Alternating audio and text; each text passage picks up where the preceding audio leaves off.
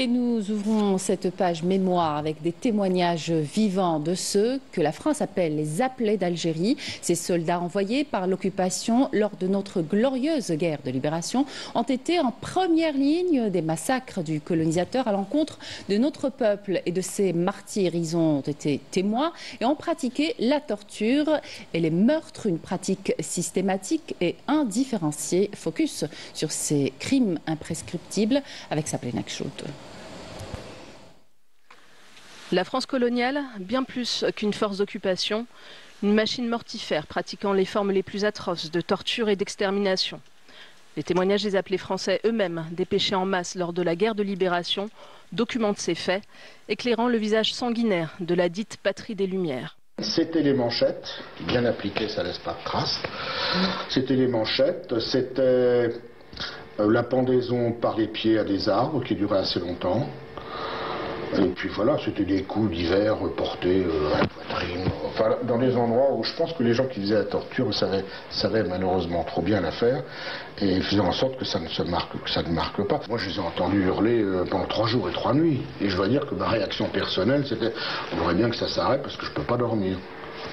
Bah oui, c'est ça. Alors le jour, bien après, je me suis dit, voilà, ça a été ça, ma réaction. Je me suis dit, c'est lamentable, quoi. Dans quel état on en était arrivé, sans nous en rendre compte.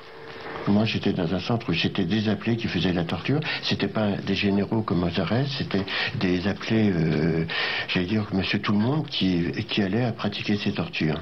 Tous ceux qui venaient à la Villa Suzini, tous les Algériens arrêtés, étaient considérés comme suspects potentiels du FLN.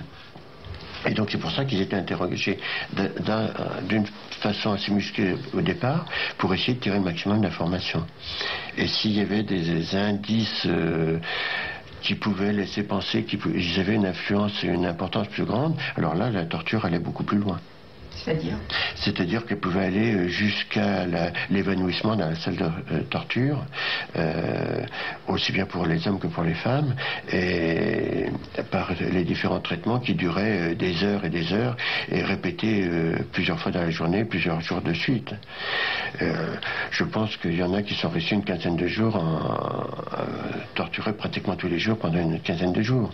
Abjects et infâmes, ces crimes qui ont touché d'une manière ou d'une autre tous les Algériens sont des souffrances qui pèsent de manière indélébile sur le conscient et l'inconscient nationaux. Ces années-là en particulier, la France a systématisé sa politique de la terre brûlée contre tout un peuple, soi-disant pour éliminer la résistance, le plus souvent sans aucune raison. Une commerçante a proposé à un appelé de ramener des oreilles de Félaga et on lui paierait l'apéritif. Pensez bien que le lendemain, le premier type qui se baladait sur une piste à 3 km de chez nous, il a été abattu. C'était une personne âgée, c'était un berger. Il n'a pas répondu assez vite aux sommations. Enfin, bon. On lui a coupé les oreilles. On a ramené les oreilles dans un mouchoir,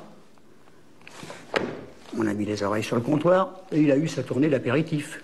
Les massacres commis par la France coloniale en Algérie sont des crimes imprescriptibles. Ils marquent éternellement le front d'une France fermant les yeux sur ses propres horreurs.